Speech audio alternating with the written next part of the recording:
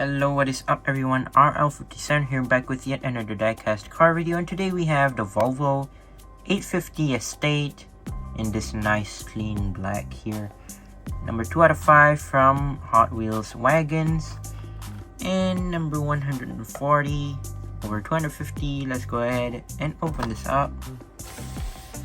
So basically Hot Wheels has listened to us and basically made a Volvo 850 Estate now in black. I did wanted them to make this casting. I mean, like I've said in my previous videos, like in the red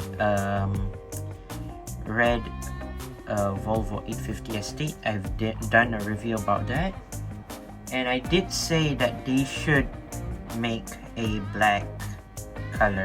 metallic black colored Volvo 850 Estate, and they actually did. And to be honest, this looks absolutely phenomenal. I love the color that they use, I love the color of the wheels, and I love that it looks super duper clean in this awesome looking metallic black. Yeah, let's take a look at the car itself. So you couldn't go wrong with any wagons in black. They just look very nice, just like the BMW wagon and the Audi in black, metallic black. It looks very good. So here we have the Volvo 850 Estate in this awesome looking metallic black. Loving the color here, of course. So the only thing that I can see here on the side is the Ryu logo at the back, the rear fender. Rest in peace, Ryu Asada.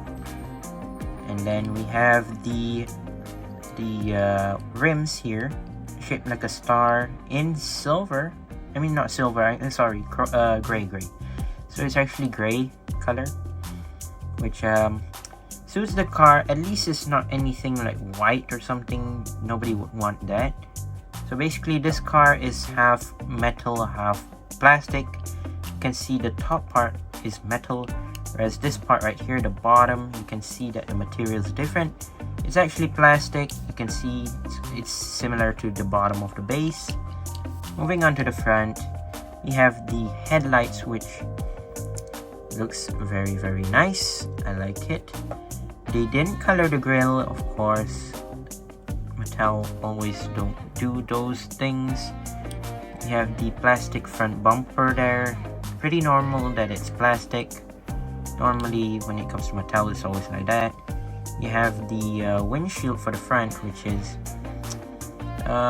okay. There's nothing on the front or anything.